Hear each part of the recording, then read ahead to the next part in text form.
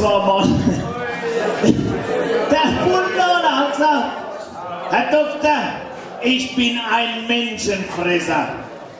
Dann hat er gesagt, der Stefan, da kann ich dir nicht weiterhelfen. Ich muss dich zum Psychiater schicken auf Pirmasens. 14 Tage später ist der Hundler wieder gekommen. Dann hat der Stefan gefragt, und wie war der Psychiater? Lecker. Ich wollte nicht beim. Dann habe ich gesagt, ich habe so raus Blitze. Dann haben wir 2 Tabletten gegeben, dann habe ich gefragt, sag mal, wie muss ich dann die nehmen? Dann hat er gesagt, die erste nehme ich halt oben und wenn du morgen früh noch lebst, die andere.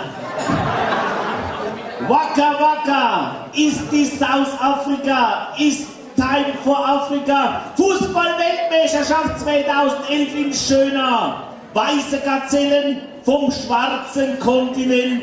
Dort, wo die Sonne so heiß brennt, die Luft flimmert, alles vibriert.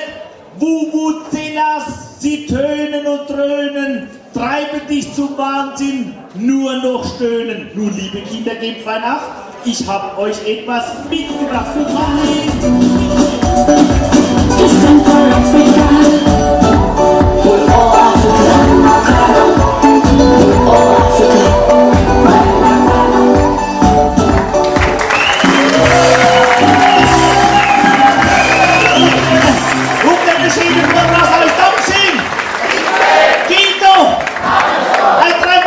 Schönau! Ja. Fußball-Weltmeisterschaft! Ja. Und die Mädchen! Ja. Ich dir vorstellen, die Melanie Horn, die Sonja Vogel, Sandra Schmidt, Trainerinnen, Ramona Wendel, Sabrina Müller, Kerstin Wien, Kerstin Fiskus und Melanie Bonowitz aus Fischbach.